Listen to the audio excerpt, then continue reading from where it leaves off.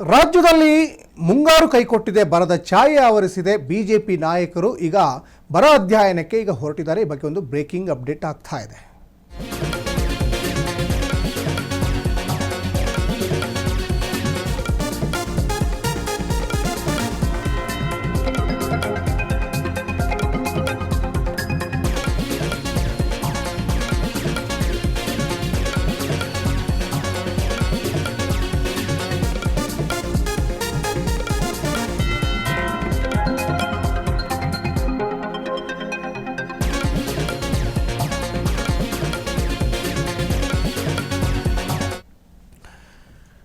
ಒಂದು ಕಡೆ ಈಗ ಬರದ ಛಾಯೆ ಆವರಿಸಿದೆ, ರೈತರು ಕಂಗಾಲಾಗಿದ್ದಾರೆ. ಸಾಕಷ್ಟು ಜನ ರೈತರು ನಮ್ಮ ಜಿಲ್ಲೆಯನ್ನು ಬರಪೀಡಿತ ಜಿಲ್ಲೆಯನ್ನಾಗಿ ಘೋಷಣೆ ಮಾಡಬೇಕು ಅಂತ ಇವತ್ತು ನೋಡಿ ಬಿಜೆಪಿ ರಾಜ್ಯಾಧ್ಯಕ್ಷ BY ವಿಜೇಂದ್ರ ಕಲ್ಪತರುನಾಡು ತುಮಕೂರಿಗೆ ವಿಸಿಟನ್ನು ಕೊಟ್ಟರು. ಅವರಿಗೆ ಸಾಕಷ್ಟು ಬಿಜೆಪಿಯ ಲೀಡರ್ಗಳು ಕೂಡ ಸಾಥ್ ಕೊಟ್ಟಿದ್ದಾರೆ. ಅಲ್ಲಿಯ ರೈತರು ತಮ್ಮ ಗೋರನ್ನು ಅಲ್ಲಿ ಹೇಳ್ಕೊಳ್ತಾ ಇರುವಂಥದ್ದನ್ನು ಕೂಡ ಗಮನಿಸ್ತಾ ಇದ್ದೀರಾ. ತುಮಕೂರಿನ ದುರ್ಗದಹಳ್ಳಿಯಲ್ಲಿ ಬರ ಅಧ್ಯಯನ ಮಾಡಿದರು ಬಿಜೆಪಿ ರಾಜ್ಯಾಧ್ಯಕ್ಷ BY ವಿಜೇಂದ್ರ ಅವರ ತಂಡ. ಕೊರಟಗೆರೆ, ತುಮಕೂರು ತಾಲೂಕಿನಾದ್ಯಂತ ಪ್ರವಾಸವನ್ನು ಮಾಡಿದರು. ಇನ್ನು ಬರ ಘೋಷಿಸಬೇಕು ಅಂತ ಸರ್ಕಾರಕ್ಕೆ ವಿಜೇಂದ್ರ ಒತ್ತಾಯ ಕೂಡ ಮಾಡಿದ್ದಾರೆ. ಈಗ ತುಮಕೂರು ಅಂದಾಗ ನಮಗೆ ತಕ್ಷಣ ನೆನಪಾಗೋದು ಕಲ್ಪತರುನಾಡು, ಸಿದ್ಧಗಂಗಾ ಮಠ.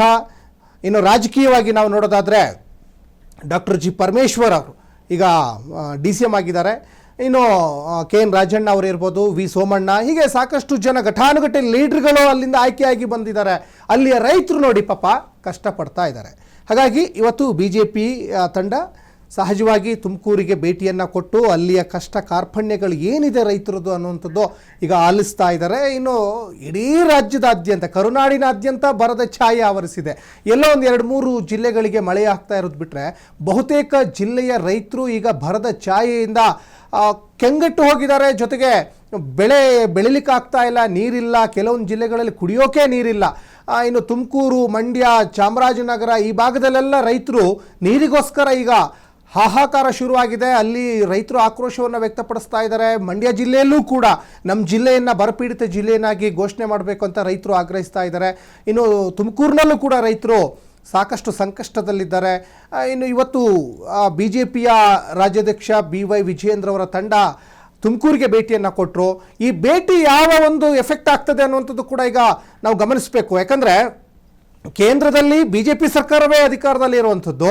ಈಗ ಬರ ಅಧ್ಯಯನ ತಂಡ ಏನಾದರೂ ಕೇಂದ್ರದಿಂದ ರಾಜ್ಯಕ್ಕೆ ಬರ್ತದ, ಇದು ಭಾಳ ಮುಖ್ಯ ಆಗ್ತದೆ. ಯಾಕಂದರೆ ನೋಡಿ, ನಾವು ಪದೇ ಹೇಳ್ತಾ ಇರುವಂಥ ಮಾತಂದರೆ ರೈತರು ಅಂತ ಬಂದಾಗ ಪಕ್ಷ ಭೇದವನ್ನು ಮರೆತುಬಿಟ್ಟು ಎಲ್ಲರೂ ಕೂಡ ಒಗ್ಗಟ್ಟಿನಿಂದ, ಮೊನ್ನೆ ಕಾವೇರಿ ವಿಚಾರದಲ್ಲಿ ಸರ್ವಪಕ್ಷ ಸಭೆಯನ್ನು ಯಾವ ರೀತಿ ಕರೆದಾಗ ಎಲ್ಲರೂ ಕೂಡ ಗಟ್ಟಿ ಧ್ವನಿಯಲ್ಲಿ ಮಾತಾಡಿದ್ರಲ್ಲ, ಇದೇ ರೀತಿ ರೈತರಿಗೆ ಬಂದಿರುವ ಸಂಕಷ್ಟವನ್ನು ಇವಾಗ ಅವ್ರಿಗೆ ಪರಿಹಾರ ಕೊಡುವಂಥ ನಿಟ್ಟಿನಲ್ಲಿ ಆಡಳಿತಾರೂಢ ಕಾಂಗ್ರೆಸ್ಸು, ರಾಜ್ಯ ವಿಪಕ್ಷ BJP, JDS ಎಲ್ಲರೂ ಕೂಡ ಸೇರಿಕೊಂಡು ಕೇಂದ್ರಕ್ಕೆ ಮನವಿಯನ್ನು ಮಾಡಿಕೊಳ್ಬೇಕಾಗ್ತದೆ.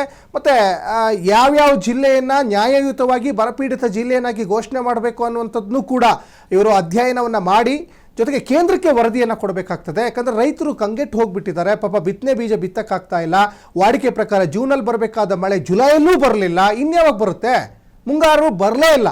ಕರಾವಳಿ ಮಲೆನಾಡು ಭಾಗದಲ್ಲಿ ಬಿಟ್ಟರೆ ಇನ್ನು ಉತ್ತರ ಕರ್ನಾಟಕ ಭಾಗಕ್ಕಂತೂ ಸಾಕಷ್ಟು ಸಮಸ್ಯೆ ಆಗಿಬಿಟ್ಟಿದೆ. ಅಲ್ಲೆಲ್ಲ ರಾಗಿ, ಜೋಳ ಎಲ್ಲ ಬೆಳೆದ್ಬಿಟ್ಟು, ತೊಗರಿ, ಬೇರೆ ಬೇರೆ ಬೆಳೆಗಳನ್ನೆಲ್ಲ ಬೆಳೆದ್ಬಿಟ್ಟು ಎಲ್ಲ ಹೊಲದಲ್ಲೇ ಒಣಗೋಗ್ಬಿಟ್ಟಿದ್ದಾವೆ. ಸ್ವಲ್ಪ ಬೆಳಗಾವಿ ಭಾಗಕ್ಕೆ ಮಹಾರಾಷ್ಟ್ರದಲ್ಲಿ ಬಂದಿರುವಂಥ ಮಳೆಯಿಂದ ಬೆಳಗಾವಿ ಜಿಲ್ಲೆಯ ರೈತರು ಸ್ವಲ್ಪ ಏನೋ ಖುಷಿ ಪಡುವಂಥ ವಿಚಾರ ಬಿಟ್ಟರೆ ಇನ್ನು ಕಲಬುರಗಿ, ರಾಯಚೂರು, ಯಾದಗಿರಿ, ವಿಜಯಪುರ ಈ ಭಾಗದಲ್ಲೆಲ್ಲ ಸಾಕಷ್ಟು ಸಂಕಷ್ಟ ಇದಾಗ್ತಾ ಇದೆ. ಹಾಗಾಗಿ ಈ ಕೇವಲ ಇದಕ್ಕೆ ವಿಸಿಟ್ ಕೊಡುವಂಥದ್ದು ಬರ ಅಧ್ಯಯನ ಮಾಡಿದ್ರೆ ಸಾಲದು. ಅಧ್ಯಯನ ಮಾಡಿದ್ದು ನಿಮ್ಮದೇ ಸರ್ಕಾರ ಇದೆ ಕೇಂದ್ರದಲ್ಲಿ, ಅವರಿಗೊಂದು ವರದಿ ಕೊಡಿ, ಹಿಂಗಿದೆ ಸ್ವಾಮಿ, ಈ ಥರ ಆಗಿದೆ ಅಂತ ಹೇಳ್ಬಿಟ್ಟು ಒಂದು ಪತ್ರದ ಮುಖೇನವಾಗಿ ತಿಳಿಸ್ಬಿಟ್ರೆ ಅಟ್ಲೀಸ್ಟು ನಿಮ್ಮ ಈ ಬರ ಅಧ್ಯಯನ ಮಾಡಿದ್ಕೂ ಒಂದು ನ್ಯಾಯ ಸಿಕ್ತಂಗೆ ಆಗುತ್ತೆ.